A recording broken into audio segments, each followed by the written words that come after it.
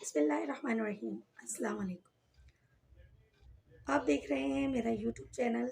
اب تک آپ نے میرے چینل کو سبسکرائب نہیں کیا تو اسے سبسکرائب کر دیں، بیل آئیکن کو پریس کر دیں اور میری ویڈیو کو لائک اینڈ شیئر ضرور کریں اور کمنٹ سیکشن میں اپنی رائے کا اظہار ضرور کیا کریں۔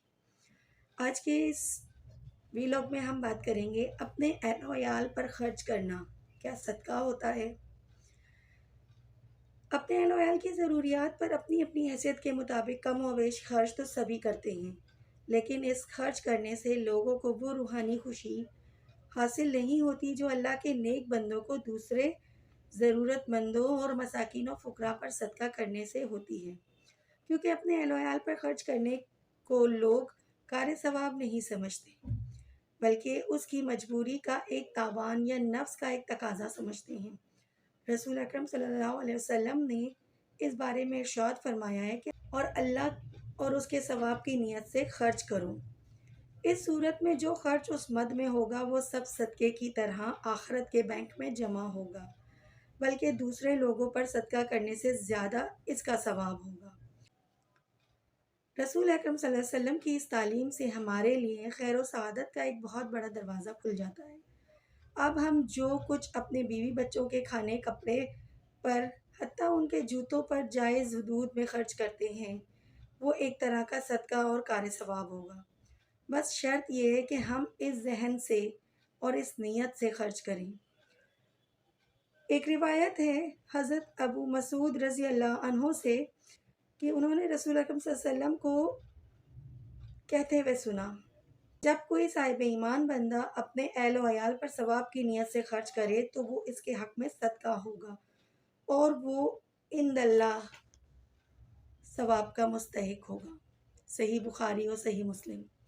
ایک اور روایت ہے حضرت ابو ہریرہ رضی اللہ عنہ سے کہ انہوں نے رسول اکرم صلی اللہ علیہ وسلم کی خدمت میں عرض کیا کہ یا رسول اللہ کون سا صدقہ افضل ہے؟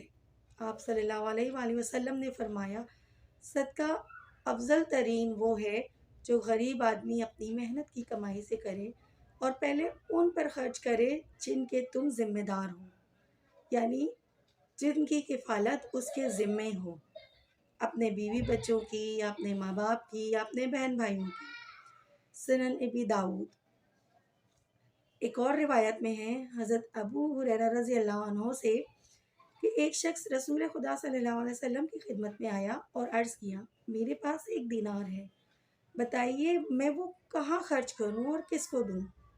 آپ صلی اللہ علیہ وسلم نے فرمایا، سب سے مقدم بات یہ ہے کہ اپنی ضرورتوں پر خرچ کرو۔ اس نے کہا کہ اس کے لیے میرے پاس اور ہے۔ آپ صلی اللہ علیہ وسلم نے فرمایا تو اس کو اپنی اولاد کی ضروریات پہ خرچ کرو۔ اس نے کہا اس کے لیے میرے پاس اور ہے۔ آپ صلی اللہ علیہ وسلم نے پھر فرمایا تو اس کو اپنی بیوی کی ضروریات پہ خرچ کرو۔ اس نے کہا اس کے لیے میرے پاس اور ہے۔ تو آپ صلی اللہ علیہ وسلم نے فرمایا اس کو اپنے غلام اور خادم پر خرچ کرو۔ اس نے کہا اس کے لیے میرے پاس اور ہے۔ آپ صلی اللہ علیہ وسلم نے فرمایا تم زیادہ واقف ہو کہ تمہارے اہل قرابت میں کون زیادہ مستحق اور ضرورت مند ہے۔ اب اس کو ہم تھوڑا سا ڈیٹیل میں جانتے ہیں۔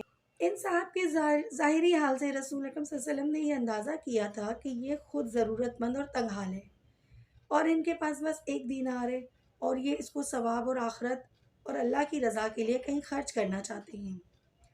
ان کو یہ معلوم نہیں تھا کہ مومن بندہ جو کچھ اپنی ضرورتوں پر خرچ کرے یا اپنے بیوی بچوں اور غلاموں پر جن کی اس پر ذمہ داری ہے خرچ کرے وہ سب صدقہ ہے اور اللہ کی رضا اور ثواب اور وسیلے کے لیے ہیں۔ یعنی عام لوگ جو خرچ کرتے ہیں اپنی بیوی بچوں پر، اپنے گھر کے لوگوں پر، اپنی اقربا پر، ان کو یہ نہیں پتہ ہوتا کہ ہم جو یہ خرچ کر رہے ہیں اس کا ثواب کیا ہے، کیا یہ صدقے کی صفت میں آتا ہے یا نہیں آتا۔ تو اسی کو رسول اکرم صلی اللہ علیہ وسلم نے بیان کیا ہے۔ عام اصول اور حکم یہی ہے کہ آدمی پہلے ان حقوق اور ذمہ داریوں کو ادا کرے جن کا وہ ذاتی اور شخصی طور پر ذمہ دار ہے، اس کے بعد آگے بڑھے۔ خود رسول اکرم صلی اللہ علیہ وسلم اور صحابہ کا حال اور طرز عمل یہی تھا۔ اب تک کے لیے اتنا ہی۔ اگلی ویڈیو تک اللہ حافظ۔